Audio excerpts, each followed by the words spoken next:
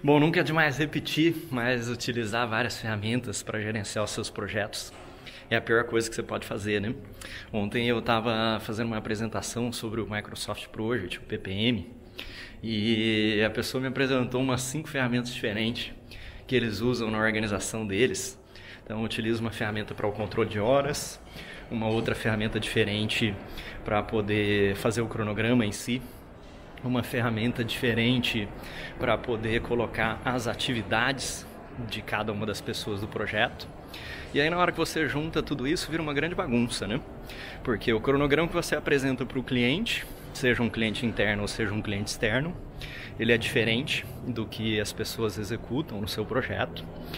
E aí você precisa criar um outro conjunto de tarefas numa terceira ferramenta. Essa terceira ferramenta muitas vezes não é integrada do cronograma original.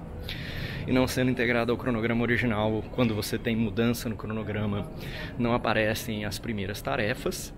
E o reporte de horas está totalmente desconectado, tanto do cronograma original quanto do cronograma que é executado.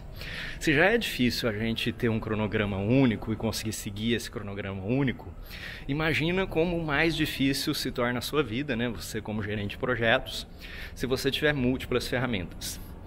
Então não importa que tipo de funcionalidade você precisa, antes de escolher uma ferramenta, escolha aquela que está integrada. Então, se você controla só tarefas, tudo bem.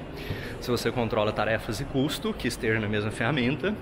Se você controla tarefas, custo e horas, que esteja na mesma ferramenta e assim por diante. Por quê? Porque manter a integridade dos planos de gerenciamento de projetos é talvez a coisa mais difícil que a gente tem nos projetos, né? Porque você tem uma linha de base de tarefas, você tem uma outra linha de base de custo, uma linha de base de comunicação, e essas linhas de base elas precisam conversar entre si. Integração é isso, né? Conseguir manter os nossos planos de projeto e conseguir ter uma boa execução do projeto. E aí também uma pergunta que sempre me aparece é se o Microsoft Project é a melhor ferramenta para isso. E não necessariamente ele é a melhor ferramenta, tem organizações que precisam de menos funcionalidades. Ele é uma das mais robustas ferramentas de gerenciamento de projetos. É uma plataforma de gerenciamento de projetos e de portfólio. E aí pensando nisso, você precisa identificar as necessidades da sua organização para daí poder escolher a melhor ferramenta. Bom, eu vou falar mais sobre essas ferramentas e principalmente sobre o Project num outro vídeo. Um grande abraço e até a próxima.